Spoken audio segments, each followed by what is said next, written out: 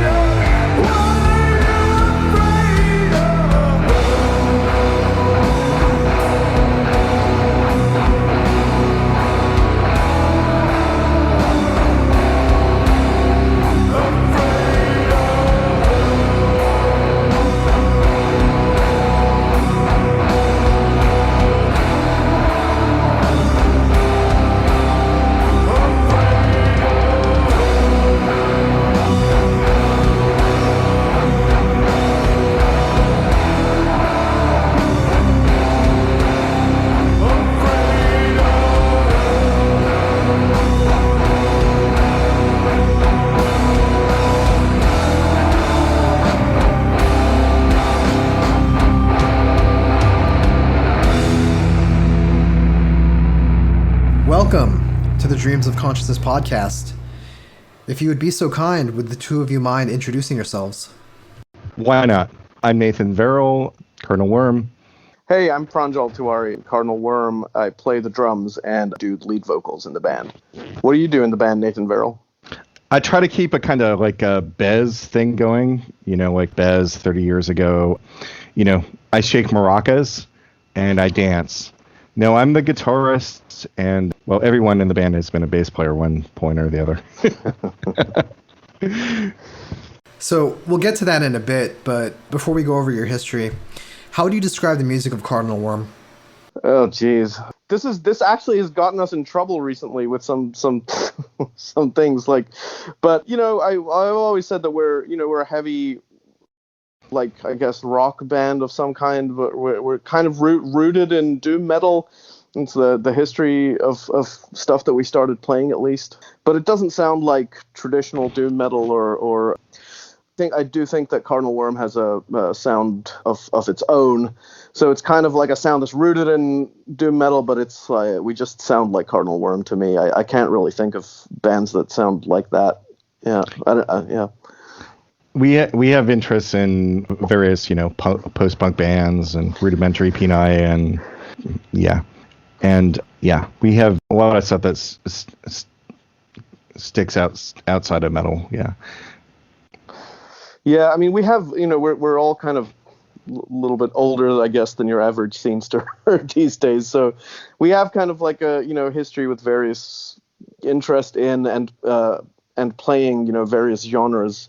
Metal's kind of always been there, but, it's like Nate said, there's playing in post-punk bands or, I don't know, like crust bands or punk bands or other kinds of things. So that's metal has always kind of been a constant thing. So it's maybe like the other stuff has just kind of bled in and gotten jumbled up with that. So yeah, I don't know. It's like it's heavy. It's distorted often, and there's strange clean vocals on it that kind of sound like a delirious preacher going wild. There's sometimes harsh vocals. Yeah, I don't. That's about as well as I can describe it. Now, of the influences that you alluded to, would prog rock be one of them? Because I hear a lot of prog in your riffing style. For the last album, well, not just me, but also Layla on bass. Yeah, we have some prog influences and heritage. Layla has spent time as a guitarist in a prominent prog rock band in the Bay Area. Hammer's a Misfortune, and we're both heavy Robert Fripp nerds, big fans of King Crimson, that kind of stuff. That's kind of the stuff that, in terms of the prog, that's the stuff that King Crimson for, well, Red Era for the whole band, but Robert Fripp, if I'm going to look at Yes, it's going to be, Chris Squire and maybe not the rest of the band, but there's some prog stuff there as well. There's also an influence from kind of textural guitarists and kind of ambient kind of music and other stuff that sometimes slips in around the edges, but also I come out of, I don't know, what are the second or third generation, whatever, Bay Area thrash scene. So sometimes that the ugly head of that pops up and the tempos are pushed a little higher than Doom would allow. Yeah, I mean, this album that we just put out is a little bit faster than even our other stuff. In fact, I feel like on the album before this one, in particular, Castaway Souls, I feel like we intentionally played slower. And the songs, when we play them live, are already just kind of faster than the recording. And, I like the way it turned out. But this time around, we played at a much more we wanted the record to have more of a live feel. So we just kind of played at the tempo that we would play it live. And I think we got there. It's a little bit faster than the other stuff, but I think it's got an organic live kind of sound to it. Yeah, that's pretty much how we played it live. It's probably the one that's most matched, in terms of, how it was in the studio space and then how it's unfolded on stage. The few times that we've been able to play it, given the craziness that's happened this year. So Nathan mentioned ambient music. I should point out to the listeners that I've spoken to Nathan on the podcast before about his experimental / ambient project Fear 2 about a year ago. Is that right, Nathan? That's right. Yeah. And in that conversation, you mentioned the new Cardinal Wyrm album. At the time, it didn't have a title, or you didn't publicly announce the title. The Layla that you mentioned from Hammers of Misfortune is your bassist Layla Abdul Rauf, who I also interviewed last year for her band Vastum. Yeah, she's kind of we're the duo for Fear 2. Two voices, instruments. Yeah. For the last Cardinal Wyrm album, she is on, I mean, she's doing bass. She's also, there's kind of a co-lead vocal thing. So she's prominently featured on the album. And then, like, there's actually some sections where, like, and this might be the first album where she offers some more Vastum style vocals. Yeah, there's more kind of like Layla's not doing just backing vocals on this album. There's a few tracks where there's definitely lead parts where she with her vocals. So, how did the two of you meet? Oh, well, I mean, we're from the band is from the San Francisco Bay Area. Now all of us based out of Oakland, California. At the time when Nate and I met, it was in San Francisco, and Nate was living there at the time. San Francisco was a very different city when we met. Nate, do you remember the exact circumstances? So, we met through mutual friends. Actually, there were exes of both of us that Oh yeah, we met through our two ex-wives. Insisted that we meet up. And well, so, like, now ex-wives. It's like, I think neither of them were into metal, right? But like, no. You know, metal adjacent or whatever, you know. Right. And he likes metal. You like metal. You two should meet. So I think actually I met Pranjal for the first time at an anarchist book fair where he's tabling in Golden Gate Park. That's right. Yeah, that's actually Golden Gate Park. Yeah, we fully met, and then like hung out through exes and friends, and like went to an Iron Maiden show, and then somewhere around then, in talking, was like, oh, we should play some music. So we started doing that. Yeah, I mean, in talking, we figured out that Nate had, kind of this history of playing in the thrash scene and various other bands, and I had a history of playing stuff, and we just weren't. Neither of us were doing anything at the time. We're like, hey, we should get together and play something. This was around 2009, I want to say.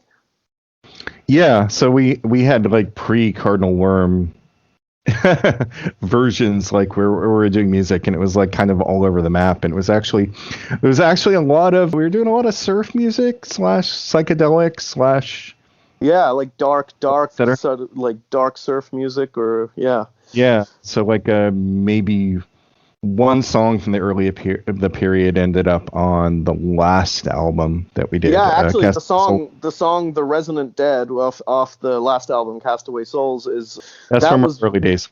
That's from way early days of me and Nate just jamming like the old dark surf stuff, and then we're like, oh, we should adapt this for Cardinal Wyrm. So anyway, that was that, and then Cardinal Wyrm itself, actually, we took on that name. Geez, what year would that have been? 2011. Yeah, well, so Cardinal Wyrm kind of happened.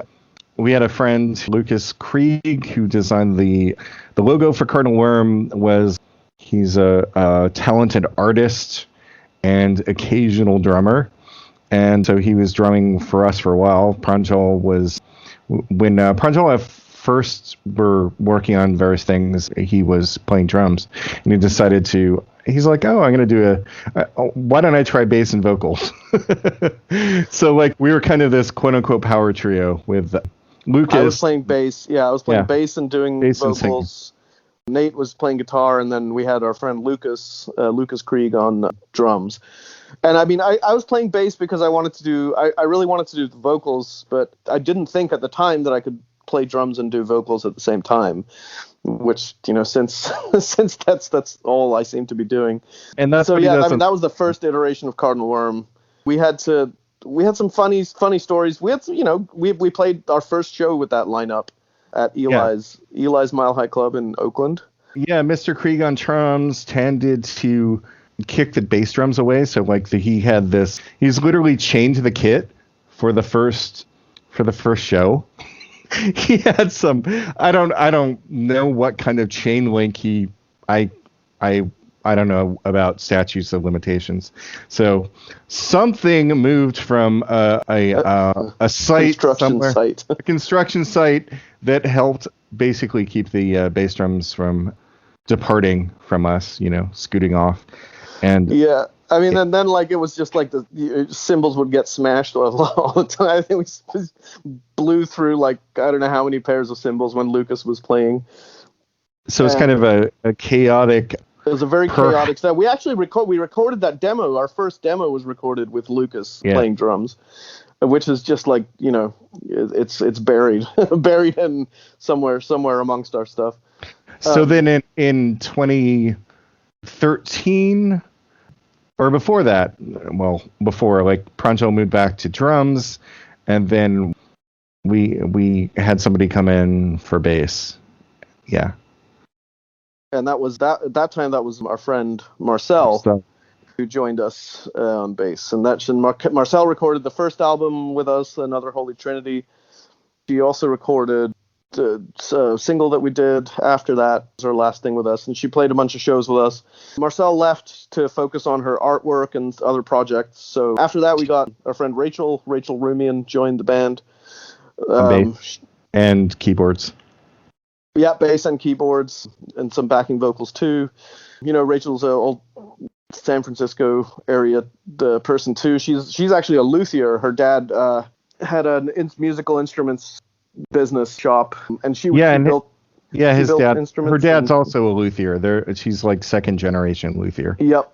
Yeah. So yeah, it was cool. She built the bass that she was playing out of and everything, and we played a bunch of shows with her. We recorded Black Hole Gods with her. We did a tour with her across the Southwest and part of the West Coast too. That was our tour with Uzala from Boise, Idaho. And then Rachel, we recorded Black Hole Gods with her, and it came time to sort of working on new material. And Rachel left the band, and we got, for a while it was just Nate and I working on material and everything, and then Layla joined us, and that would have been about 2016. 15, 16? Yeah, something like that. Like Vastam was working on A Hole Below, and so she was doing live shows before, and she was doing live shows, but she was recording with Vastam, and so she couldn't commit to recording with Cardinal Wyrm. So the third album, Castaway Souls, for Cardinal Wyrm, I played all the bass. We tracked bass and guitar, and then after I jumped over to guitar and played. So, and that's the lineup as it's the most stable lineup we've had basically in the band. Me playing drums and doing vocals, Nate playing guitar, doing backing vocals, and then Layla doing vocals and playing bass. So Layla does not at all consider herself a bass player. However, I mean, listen to the album, and but she. Ironically or not, she has been the longest serving bass player for Cardinal Wyrm. Yeah. So, Pranjal, you mentioned starting off, at least in this band, playing bass and doing vocals before moving back to the drums. Besides your previous drummer leaving, what made you decide to take over the drums again? Honestly, it was drums are my first instrument, so that's just it's automatically what I go to. It's what I've played since I was a teenager. But going back to drums in this specific band was like, honestly, because we couldn't find anyone else, like at the start at least. And I was like, I'd really like to keep playing bass and doing vocals, but we couldn't find anybody. But then, I moved back to drums and we couldn't find a bass player for a while. So it's a little like no one, Nate and I were kind of in our own little planet as far as the kind of music we wanted to play. So. But no, once I moved back to drums, I was just like, I'm going to just try sing and play drums because I wanted to keep doing the style of vocals that we had. And, I basically had to, I had been in other bands previously where I played drums and did vocals, but it was always screaming vocals, which doesn't really require a lot, to be honest. It was like screaming or sort of death metal vocals. But this sort of vocals where it's like clean vocals and there's melodies and notes you have to hit somewhere close to. It took a little bit of learning, but I think I like the way that things are set up now. I say that, ironically, I say that, but the last show we played, we actually had someone else come and fill in on drums, so I could try out just singing, just doing frontman duties. It was just sort of an experiment to see how it would go, see if it would make for a better live show. And yeah, I think it went pretty good, but we haven't really had the opportunity to try that again or go back to the old setup before. Yep. Now, is singing while you're playing drums live more complicated than singing while playing bass? Much easier. It's much easier. Like I mean, like I said, drums is the first instrument that I played, so it just comes way more naturally to me. But it takes a lot more practice is the thing. Like I have to practice to basically, to a large extent, commit the drumming to muscle memory, and then know what I'm doing with my hands almost automatically, and then focus on the singing so it doesn't sound like garbage. Which go figure if it does or not. But I guess that's subjective. But yeah, it's no drumming. It's in fact, when I was playing bass, it was like it took a lot to. I'm not naturally a strings player, so it takes a lot more work for me to do that. Pranjal likes bass as a writing format. It's kind of a weird situation having it was great having a different feel or someone like someone on drums, but like literally I've only played with Pranjal on drums, so some of the stuff it was like, oh no, it's great seeing him out front, but at the same time I'm like, there's a particular feel that he has on drums that is easily missed. Yeah, I in retrospect, I don't know if I want to surrender that much control. Once you're if you're the drummer, you have a lot of control. You could fuck the whole show up by just stopping.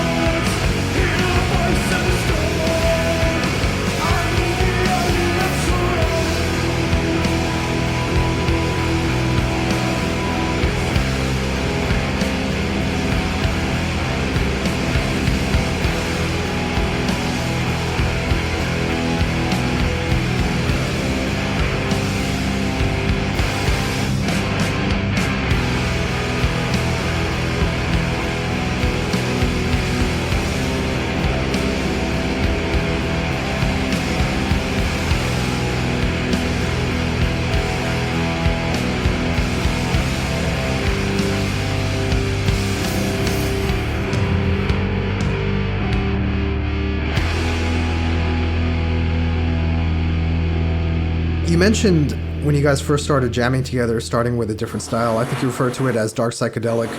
How did the sound of Cardinal Wyrm evolve out of that? Yeah, I don't know. I think it's more just like we started playing that stuff, and then just we kind of got into a rhythm of playing together, and then I think just the more we started playing, the more like we wanted to play heavy stuff.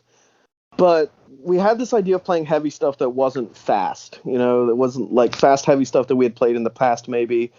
And like stuff that had like, it was heavy focus on like atmosphere and, creating an intensity through the atmosphere and vibe and stuff like that, rather than like, through the just punishing sort of like fast, heavy stuff.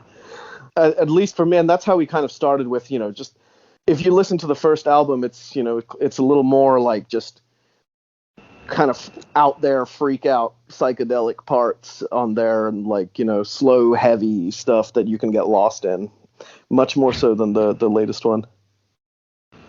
Yeah, there's also for the earlier era, there's also I don't know, it's kind of a direct extension of the past. I think all of the music is kind of just the sum of our individual experiences and where we meshed together. So like I see it as different, but like I don't see it as being that different.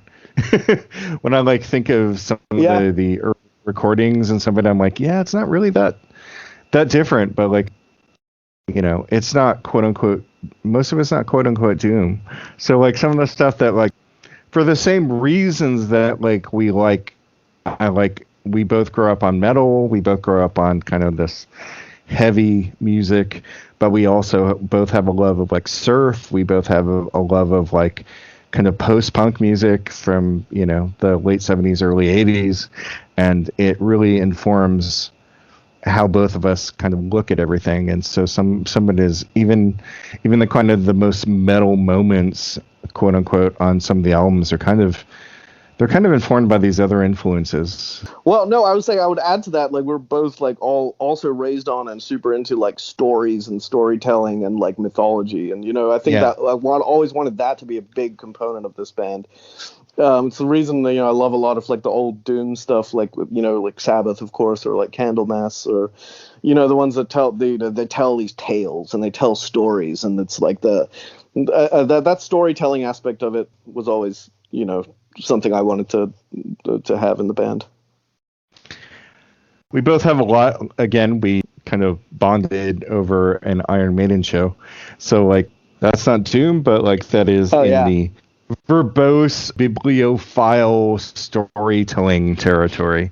And I mean, in terms of storytelling, if Bruce Dickinson read a book or saw a movie, he's definitely going to write a song and tell you about it.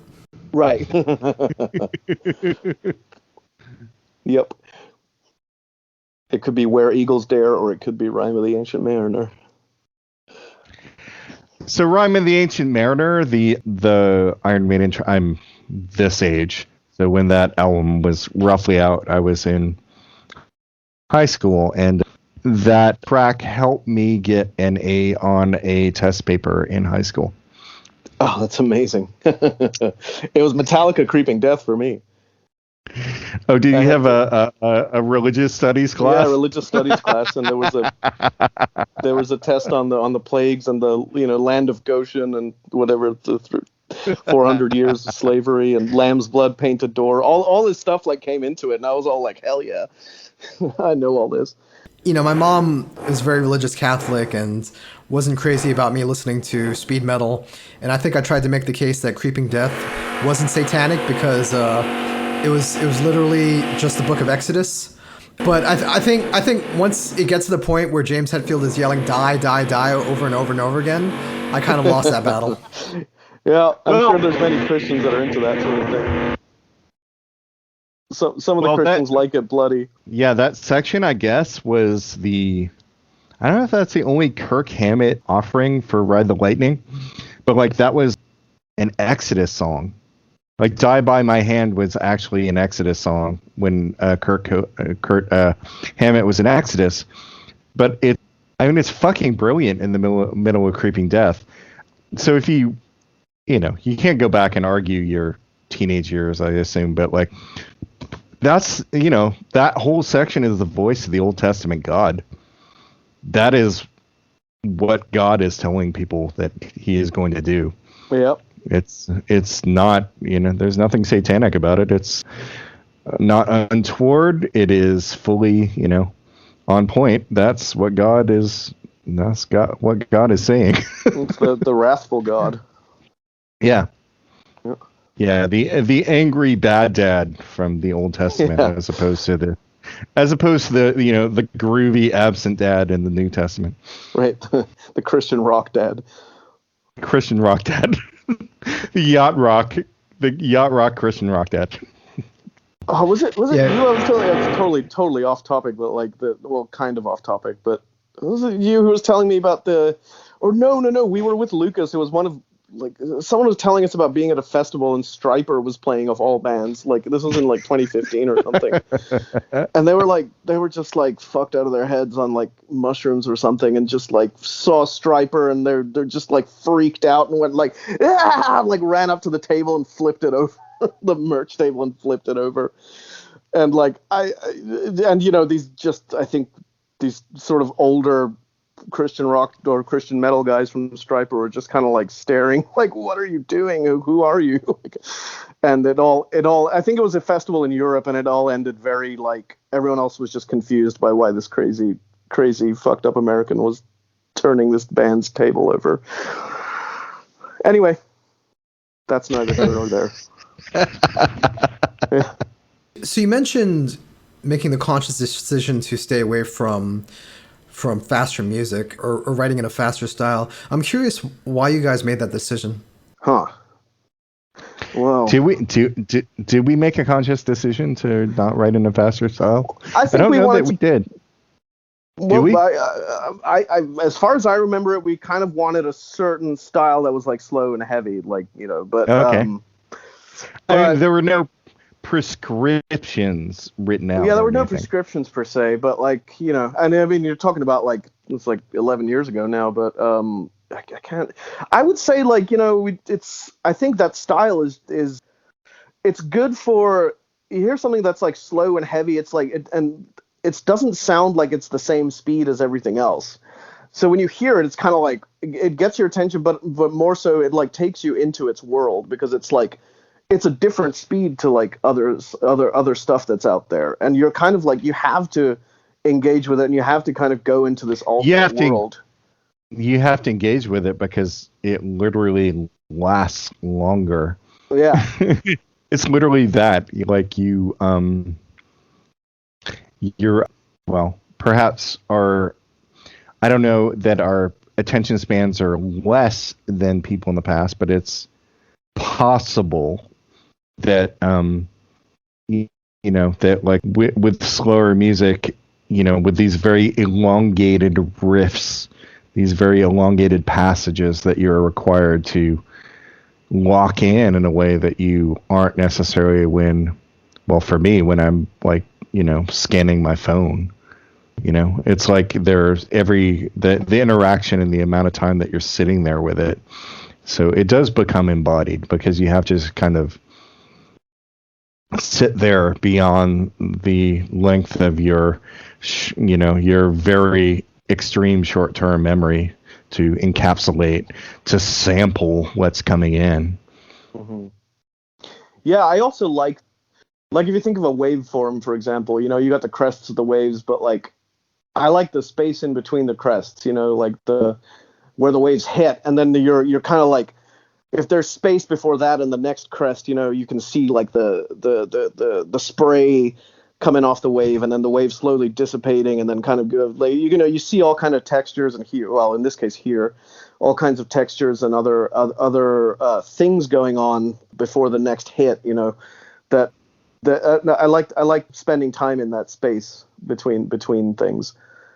A lot of the lyrical content is about, you know, being in between worlds, or in between life and death, in between things, and, you know, it's kind of goes back to the idea of playing slow for that reason as well. The space in between beats, the space in between breaths. Yep. Just sitting in it.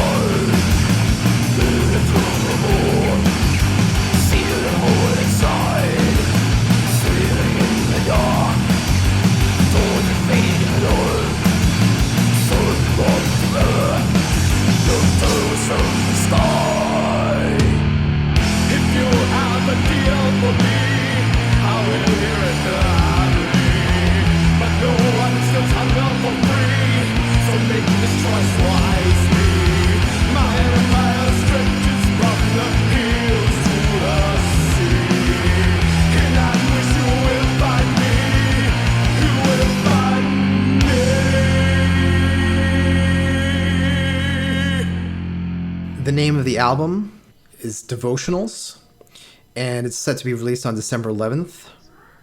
It is, yeah. I can finally reveal that on the podcast. Tell me about the writing of this album. Well, this was the first album we wrote. I really think it's the first one we wrote with all three band members contributing, like, just totally involved in the writing process, like, contributing to, like, every song pretty much, like all three of us contributing. And it's really like, this really is like a sum of all our work and effort, and in terms of writing alone. Yeah. It's the most collaborative of the albums that we've had so far. Yeah, for the previous albums, it's been, for the first two, mostly Pranjal and myself with contributions from others. Yeah. And then, like, the third, obviously, is just us. And then this one, the most collaborative, yes. But yeah, I think we went into it being like, I love Black Hole Gods and I love Castaway Souls. I love Another Holy Trinity. But, and they each are kind of like slowly evolving. They have a slightly different sound. I was kind of like, I didn't want to put out just another album that would just be comfortably sat there with those albums, like that sounded kind of similar to those, and was more of the same. It's like I think I love that stuff, but I think I was burned out on writing it. Like, it's just like, not that I have done all, I just felt like it was played out to an extent, like, or where are we going to go from here? That was like a big thing. And I think we kind of came into the writing process for this one being like, we want to be as, I think Layla specifically said, like, we're all kind of open-minded people. We're not like super, possessive over like genres or anything. So like, let's just kind of write and bring stuff together and just take stuff and see where it goes, and like, I think like just like there were some stuff goes in like crazy directions in some cases, but I think it works, and I think I really like putting two things together and be like, oh, that totally works, even though like I wouldn't have thought that originally, Now, typically, do your songs emerge out of jams, or do you write separately and then bring things to the table once you get together? Both. So, well, actually, there's actually a third thing. So sometimes we'll have parts and then we bring them in. Other times we'll have jams and we capture it. And then other times, well, this has been more Pranjal and myself, we'll sit there and kind of do a kind of creative game of, okay, play something. We'll record it. Okay, now you play something. And that's actually how a good deal of various sections of the latest album came out. It's just kind of, it's like you play, and you try to be evocative of what the previous person was doing. So he'll be on bass, I'm on guitar, and we'll see where it locks in. Yeah. And so like sometimes it self-defines. Sometimes, so that's kind of our one of our quote unquote writing games. But we absolutely have stuff from jams. But like, I mean, if from jams, if we use the length of some of the jams, oh my god, like 20 minutes for a single riff. I mean, they're beautiful, but like, so sometimes it'll come from this other direction. Yeah. I often get, like we'll bring stuff in and, either record it or like, just humming it, we'll have the idea. Like I get a lot of my ideas musically and lyrically just from like, from dreams and stuff like that. Funnily, might be I only mention it because it might be of interest given the name of your podcast. But like, yeah. So like, I'll wake up and I'll have heard this thing in my dream and I'll be like, I'll record like I'll just be like, oh shit, I got to get this down. I used to be like, oh, I'll remember it. And then I'll, promptly forget like 5 minutes later. So now I'm like, I have a little recorder thing next to my bed now. And so I'm like, if I hear it, something, I'll wake up and I'll just like hum it into the thing. And then, so I'll come to practice. I'll be like, guys, check this out. I dreamt this riff. And it's like, my shitty recording, like half asleep recording of it. Nathan, you should use those recordings for Fear 2. Yeah. in terms of, so speaking about dreaming from this last, well, there have been multiple albums where Well, actually, the third album, Castaway Souls, had some sections. I had to track on bass and was like focusing on bass to the point where like there was one song where I didn't have guitar parts, and I literally for whatever reason I was just like focusing on bass, and like we're in the studio and we recorded bass. I'm like, okay, you need to have guitar parts tomorrow, and I literally like I'm laid down. I'm like, tomorrow, just think on it. Tomorrow, you gotta record this, and then I went to sleep and. I woke up with the 2 guitar parts I needed. I'm like, okay, thank you. I just like woke up and like, oh, here's this one. So like, dreams are dreams are an important part of the process of writing actually for the band, but more generally, yeah. I'd like to go back to this riff tag game that you guys have, because I think I haven't heard of anyone using this process to write songs before. I think typically, at least for metal bands, it'll be like, the guitarist will come in with a bunch of riffs, and the guitarist and the drummer will kind of hammer away at them to create a structure that they're happy with, and then everybody else adds their parts to that. What led you guys to choose this technique that you described? I don't know when it happens. I think maybe the third album is when we started doing that, but like it was a process for this album as well. It's just that it works. Maybe for Pranjal, I don't know. Like for him, he's on bass, which is a melodic instrument, but like no, it just functions. I don't know. It's like we're just like, it's going to be creative. Here's the space, no judgment. And then, like, we are literally reacting to each other. It's like, here's this, and respond to that. The thing that works for me is, like, when we've done it for a little while, and it's like, we're kind of in a thing, and, like, you just kind of, like, know what should come after, and then you just kind of pull that out, and it just kind of emerges. And it's like, I think it's kind of my approach to writing music in general is that, music is something that just kind of, it exists, and it's there. And we're kind of like, little antenna, like, or radios or something, and you kind of tune in and you channel, you pick up the signals and bring them out, like, so it's almost like, I think that tag game and that reacting thing, you suddenly you've done that for a while, suddenly, like, oh, I know what should go here, like, and it just comes out, like, and it's happened before, and we've certainly used a lot of those riffs on this record, and think the last one too. Yeah, the tag game, yes, it works. Is there a song on this album, on Devotionals, that you can point to as having used that technique? Most of the songs in the album, actually. Yeah, they at least have a riff or two that are in there. It's most of the songs. I think, like, the actual, the way we do things is, like, we'll come up with like, for example, like an A riff, a B riff, and a C riff or something like that. And then, like, we'll get those parts down, and then, like, decide on how to structure those things in a way that it makes sense. That'll kind of come after. So, like, at least one or two of the riffs on every song is we arrived at through that. There's a lot of stuff on this latest album that was, from face to face, kind of back and forth.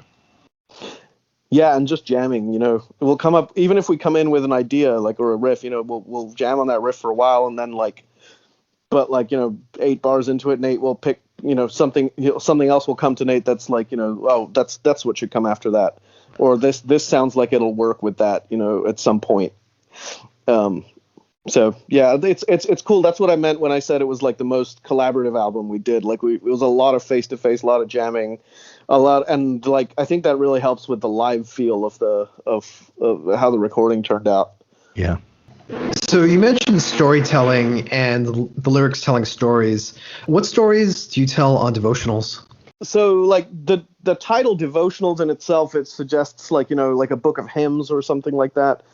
And I kind of wanted, like, each song to have, like, a specific story, whether or not they kind of relate to an overall theme, but it's not, but each thing is like a specific, like, thing. So, like, there's some that are like specific mythology, like related stories. So the song Night Marchers, for example, which is it's up on our Bandcamp now. You can stream that one before the album comes out. So the song Night Marchers was kind of loosely based on the story of these ghosts that, or a sort of folk tale around like Hawaii, the Hawaiian Islands, about the night marchers, these ghosts that appear like in marching in the hills around one of the islands, and it's supposed to be like spirits from the past marching when things aren't right in the present. I thought that idea was a very evocative one. So that's kind of like loosely based on that. It's not literally telling that same story. The second track on the album too is called Mrityunjay. Hindi word. My family background is Indian.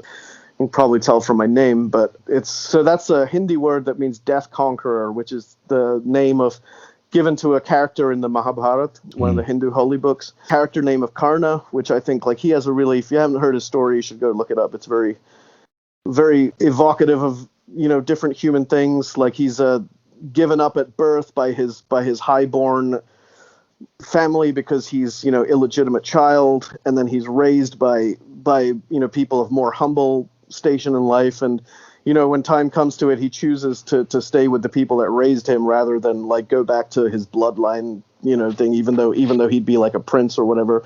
And it's so that's like those are like kind of specific.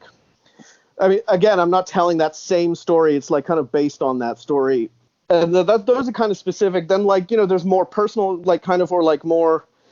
The songs Gannett, for example, the first one, and then the third track too, The Imposter, more kind of like personal stuff. Gannett is more a story about the being like the control, that the story of a person that's just controlled by their anxiety and their like paranoia basically. And then there's two tracks on the album, Canticle and Abyss, that are kind of riffing off meeting the devil at the crossroads, the old sort of story or trope or whatever. One is Abyss. Canticle, is told from the point of view of the devil, kind of making the person an offer at the crossroads. And then the Abyss is kind of like told from the point of view of the person that accepted the offer and is now kind of like, has got the wealth of the world and is also damned. So, it's kind of like it's a mix of different things. I think I try and, even with these mythological sort of influences, I try and tell like my own version of it rather than just the story itself, and try and make it personal a little bit. So you've delved into Hinduism before on your lyrics, right, Pranjal? A little bit, yeah. I mean, Hinduism has such a long history of, I mean, not history, but like the mythology is so rich with all these gods and tales and stories. I'm curious, did you find it was a natural fit for your music? Somewhat, yeah. I think, it's definitely, something you can get lost in, something you can wander in, something that has a lot of space between the lines that you can, read into different meanings and stuff. I think as with all religious texts, I think I as far as me writing lyrics goes, I kind of wanted to go with the Hindu stuff just because it is my background too. And I'm like, there's, I don't know, you see a lot of metal bands writing about, obviously the Christian stuff or anti-Christian stuff, like in metal is like everywhere. And then like, there's everyone's, people writing like, I don't know what, like runes and shit these days of like pagan stuff. And like, a lot of European influence stuff, which is cool. But it's like, I was like, oh, it'd be cool if I brought like some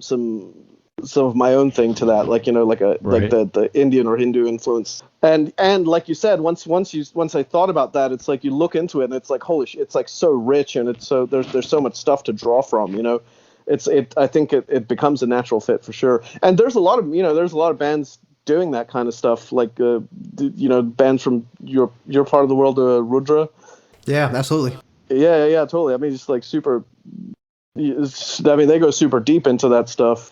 But, there's others from like the storytelling perspective. There's like doom bands from India. There's the Jinn and Miskatonic, who they're friends of ours. Like they don't really talk about Hinduism in their songs, but they tell stories from the canon, maybe that because they're such cool stories to riff on. And they tell you so much stuff about like it's like Candlemas telling the epic tales of like, you know, this and that, but why not go into a different canon and something that's, you know, close to your background too. I mean, that was my sort of approach to it. I mean, Nate's always been interested in this stuff as well. You know, he's doesn't come from a Hindu background, but has read a lot of this stuff, and because he's just into mythology and stuff like that too.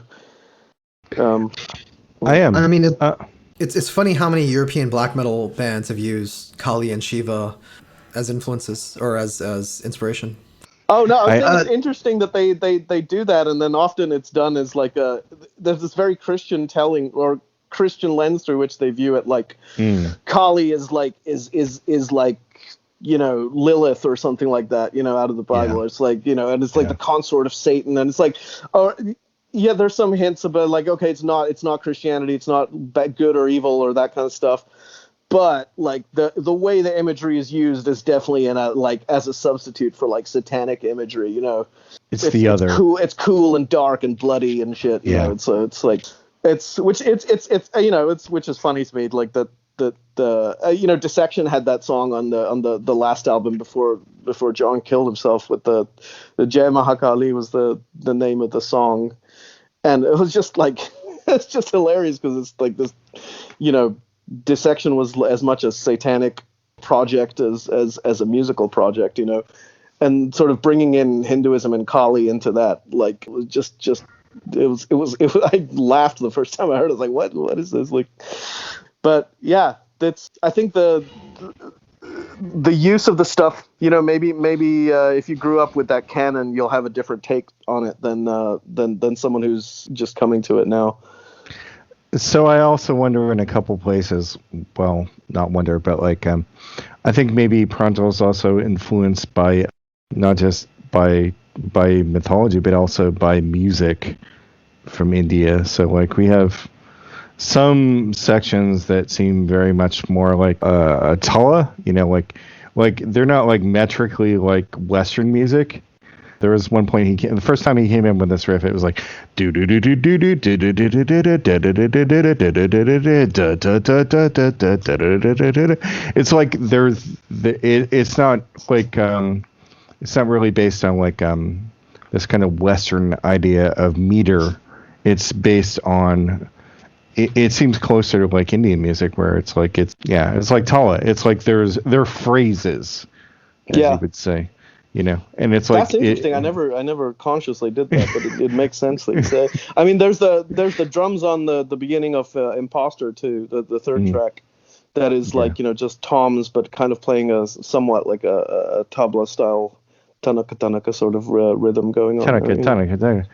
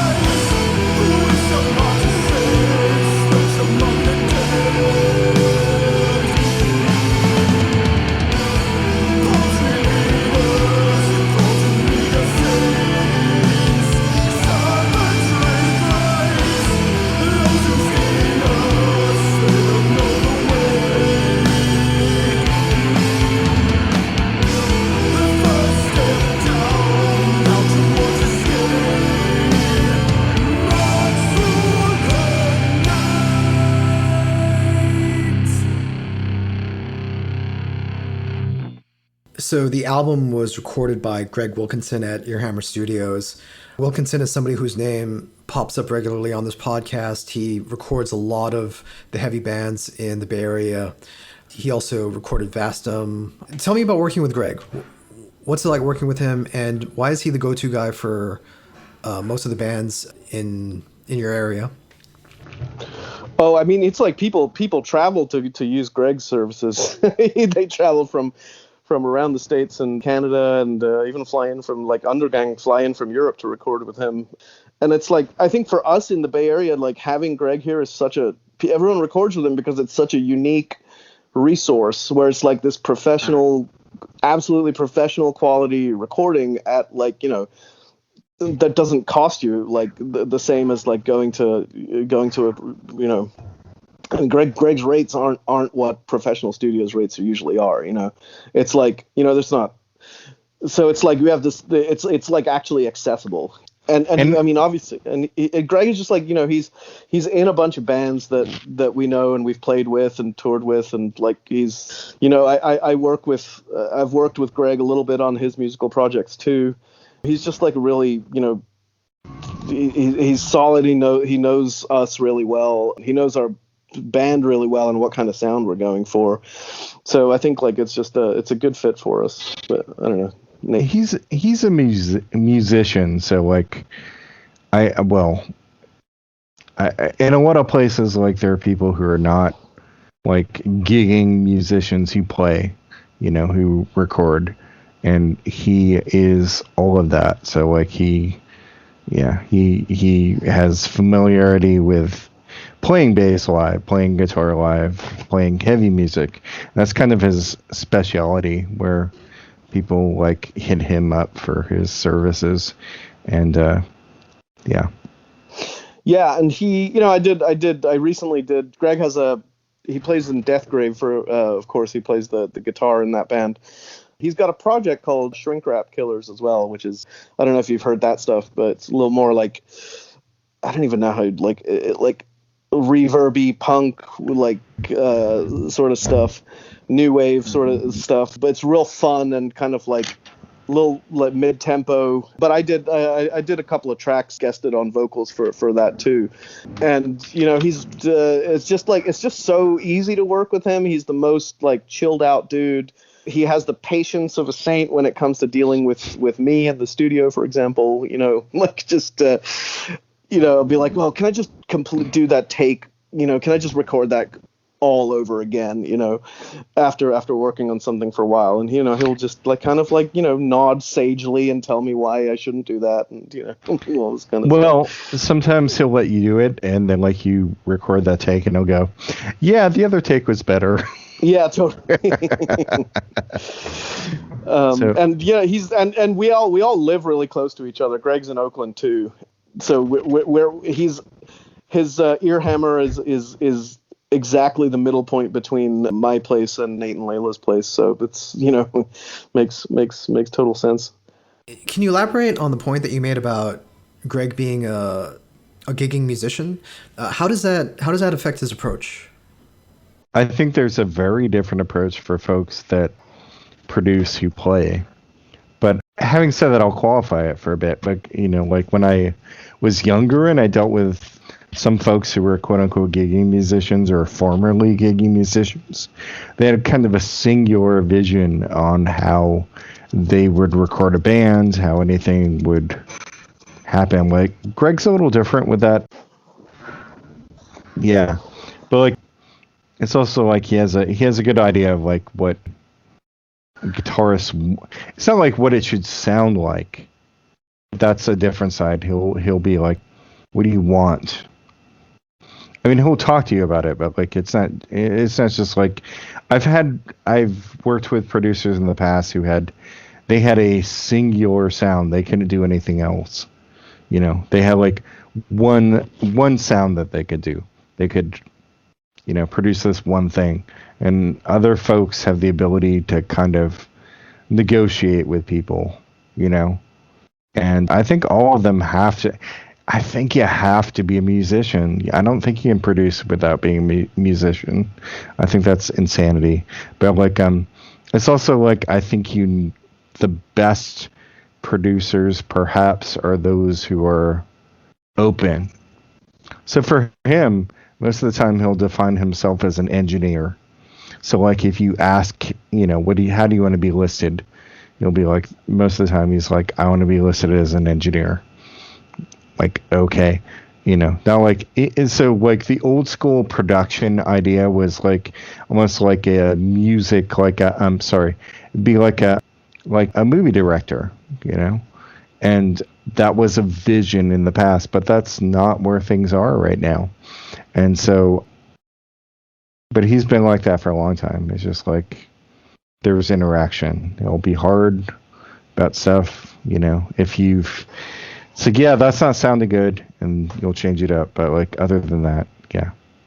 I think there's an energy to his recordings too, where it's like, the stuff that comes out doesn't always have the same sound, but there's an ear hammer aspect to it where it's like, it doesn't sound like a super compressed like pro recording. It's like there's space in there, like, and it almost has a live feel. I mean, it's clearly recorded in a studio, but like it almost has like a live feel to it, or there's an energy to it that it's got there's something like living in there, in like all those recordings, which is I think Greg gets that in his sound, and also like in the approach to recording, His approach to recording and how we have recorded the first 4 albums is to track it live.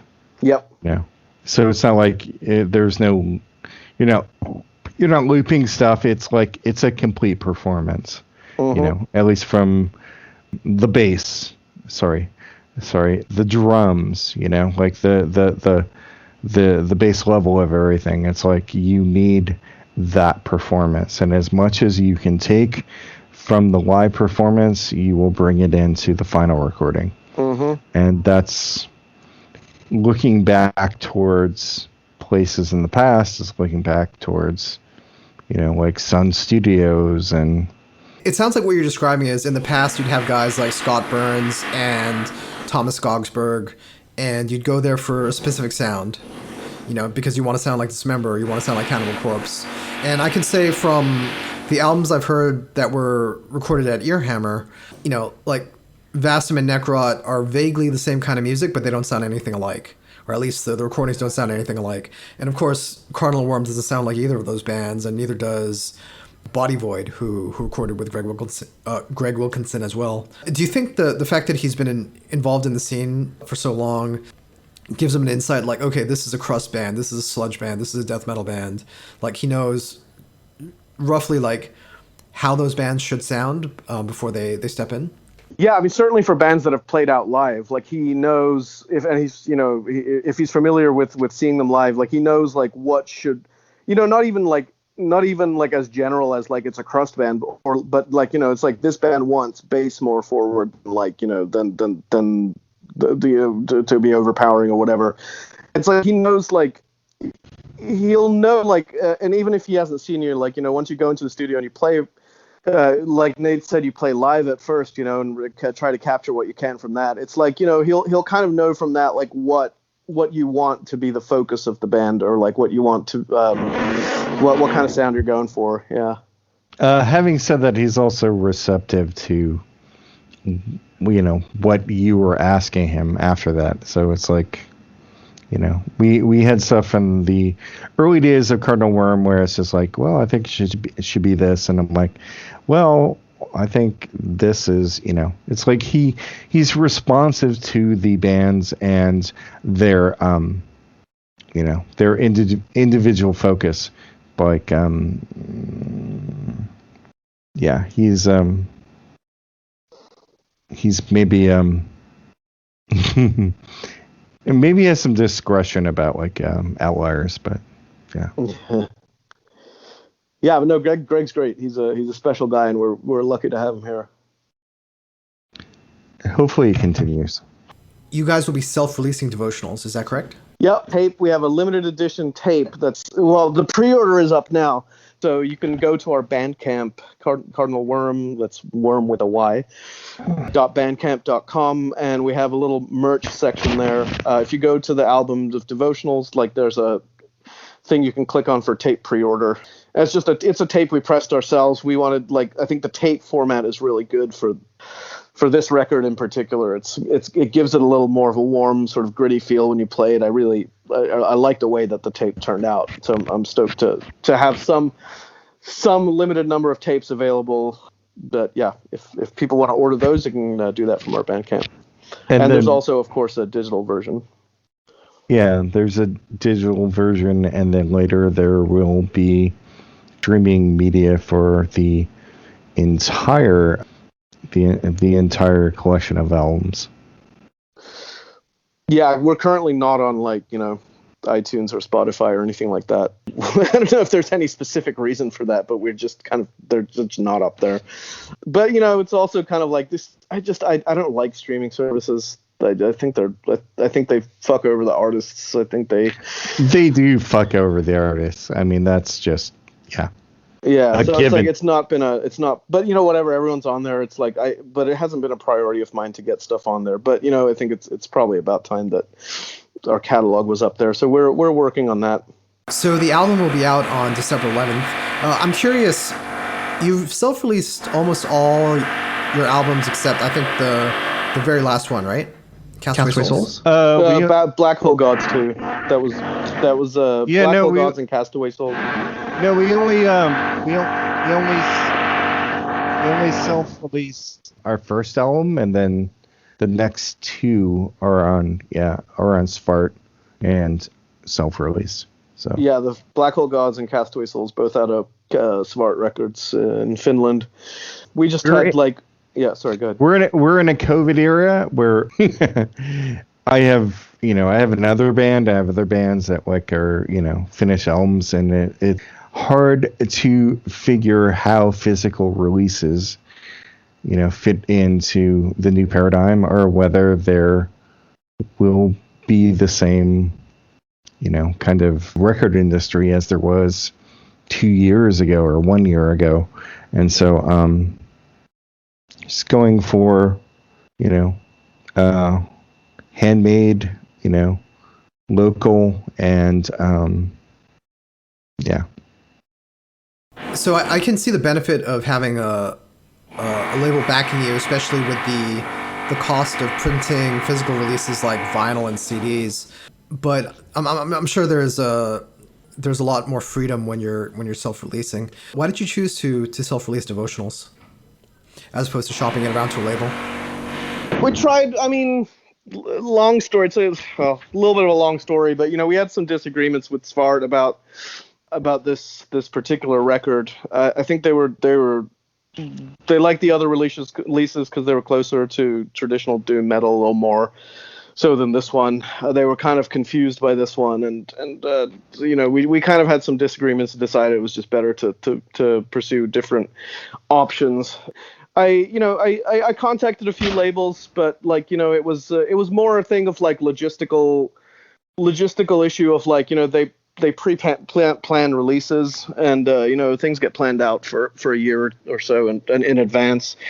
Also, it was hard to just get stuff figured into people's calendars, and just kind of suddenly showing up and being like, hey, what's up? We have an album, it's totally finished, and can we press it tomorrow? It's that. Yeah, I think the time frame we were talking about was just we had different ideas on that. So we're like, what? Let's just do the initial release on this limited edition tape and digital, right. And then we'll just do it ourselves to start with. We've always been kind of DIY with everything, real kind of as lugging we did, our own shit everywhere, but kind of as we did with Black Hole Gods years ago, but also, it's very rough now with the label. So it's no one actually knows what the next year looks like, the next 2 years. So, Yeah, I mean, labels there's a lot of releases coming out because people are just trying to figure out really trying to stay in business, So it's they're putting all kinds of stuff out, and I think I don't want to speak for Svart and why they didn't want to put this one out, but I think it's this album's a bit of a risk for any label just because it's Cardinal Wyrm has its own sound. it's not guaranteed to make them a lot of money. I mean, It's not firmly in an established genre. It kind of steps over things. So yeah, and I'm, as much as I'm proud of it, and I think it's the best work we've done so far. As much as I'm proud of it, like, I can see from like a businessman's point of view or like a label's point of view that, like, maybe it's a risk, and especially in the age like COVID with stuff being up in the air, maybe it's like a risk that you don't want to take. So, that's fine. We'll take that risk ourselves. sure. We believe we're devoted, to go back to the album title. We're devoted enough to the music and to the cause of Cardinal Wyrm that we'll take that risk ourselves. We didn't do vinyl because we didn't have the money for it. If we save a little more money, maybe we'll press vinyl. Or, maybe if another label wants to pick it up for vinyl release, that'll happen next year or something. Yeah, Kim Holmes' art would look lovely on vinyl. So hopefully someday that happens. Has not slotting easily into established genres been a problem for you guys in the past? Because, I think we described your music as doom metal, but you don't sound like Sleep and you don't sound like Paradise Lost. So there is like a little bit of a curve to listening to Cardinal Wyrm. Yeah, it's definitely its own thing, and it it's, I think maybe it requires a little more attention to you actually have to like listen to it to figure, maybe actually more figuring out than just hearing it and being like, oh yeah, this is like this kind of band or whatever.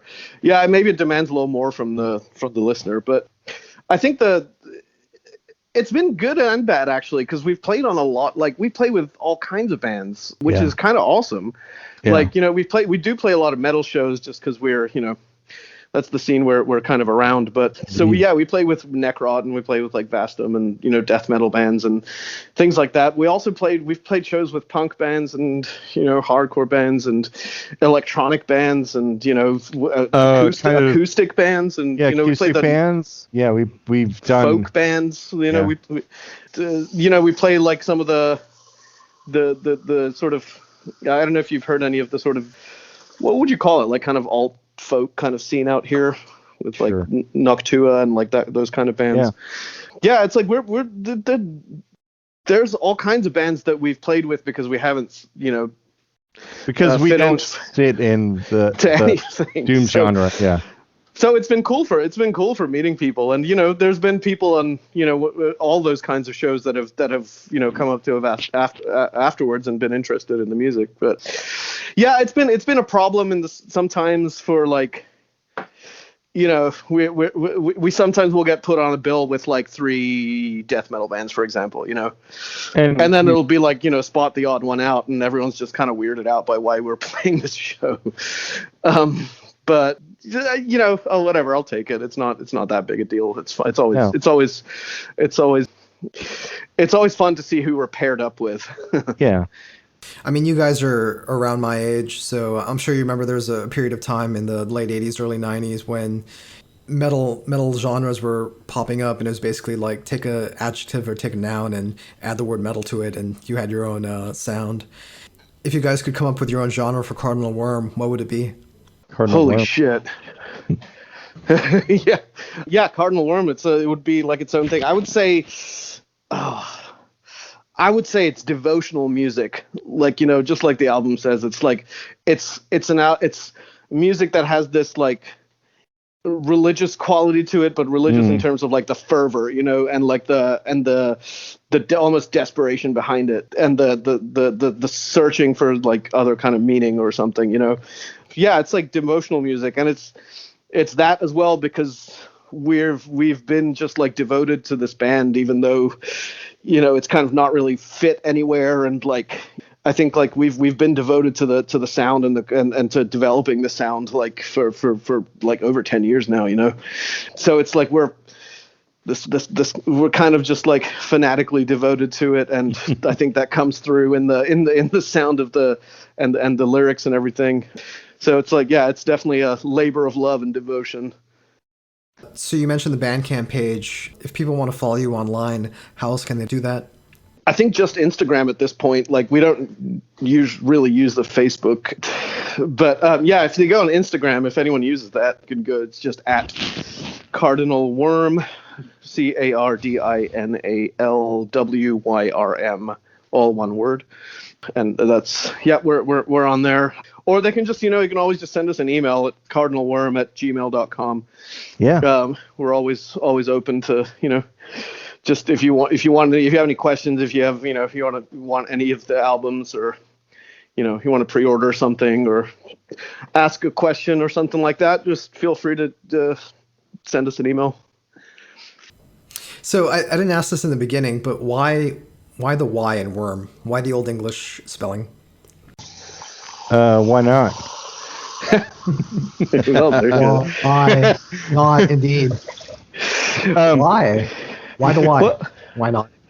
I think like it harkens back well to the mythological stuff that we talked about. It's got, the worm with the Y was the word they used for dragons and stuff. And there's I think if you see that name with the Y as opposed to the name, if you had an O, if you see the name with a Y, you can already kind of glean that sort of mythological or like, storytelling aspect of it from just seeing that the name written like that. So I think that's why myself.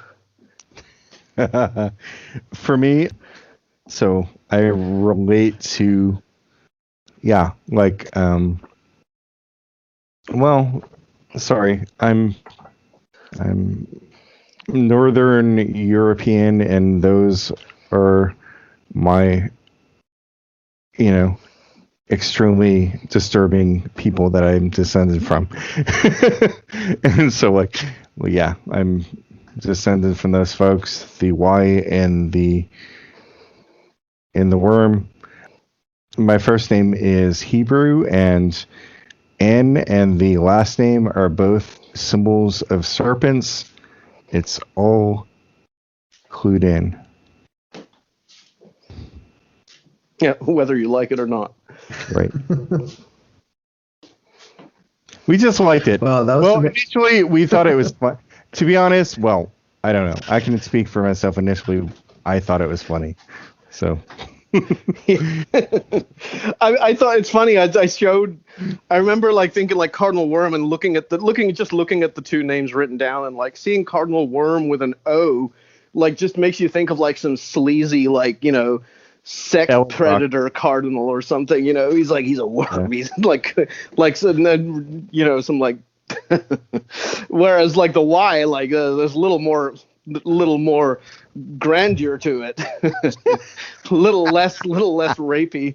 You just blew my mind with that serpent thing. I'm like looking at your name now as like some Nicolas Cage National Treasure kind of thing. Yeah. Ends on either side. Well, it's a Hebrew name, but like ends on either side, and then like a tower or whatever in the middle. So the ends are from Hebrew, and before that they are derived from serpents, apparently. The visual aspect of it, yes. Cool. All right. Well, leave the listeners with that, unless there's something else you want to say. No, just you can check out the track that's streaming right now if you go to our Bandcamp. It's called Night Marchers. All the lyrics are up on the Bandcamp too, so they'll be available once the album comes out, so you can read all the lyrics there too. But yeah, you can stream that one track there, and you can pre-order the album, digital or tape. And the album comes out on the 11th. There'll be a full album stream, I believe, on the Obelisk website on the 9th of December. So that's coming up. Is that next week or no? Week after. Yeah, yes. Week after next. So yeah, that's coming up soon. So yeah, it's just a few things going on to build up to it. Then on the 11th, it's out, and yeah, let us know if you want a copy, and feel free to pre-order from the Bandcamp. Thank you so much, guys. Thank you. All right, man. Thanks so much for setting this up. Thanks.